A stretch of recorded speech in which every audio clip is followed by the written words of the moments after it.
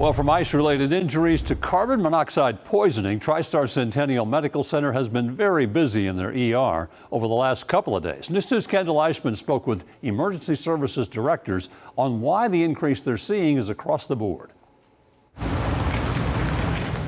Today marks day 4 dealing with winter weather.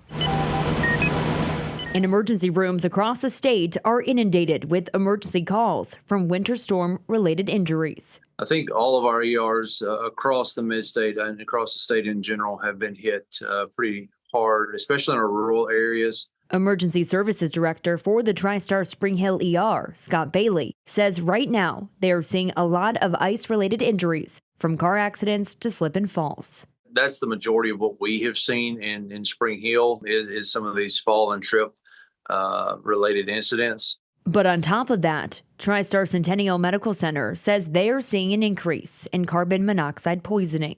Here at Monroe Carroll Junior Children's Hospital at Vanderbilt, they also have seen an uptick. Yesterday, reporting more than 20 patients have been treated in the last 24 hours. Obviously, waiting too long is detrimental. We asked what are some of the early warning signs doctors see with patients. Having a headache, just something simple, having some nausea, maybe some early signs of vomiting. For our elderly and pediatric, it may be a little bit of shortness of breath. Some of those later signs are going to be chest pain, shortness of breath, some dizziness. Bailey says drowsiness is also a later sign for all patients. Those warning signs are what prompted this 911 call on Friday.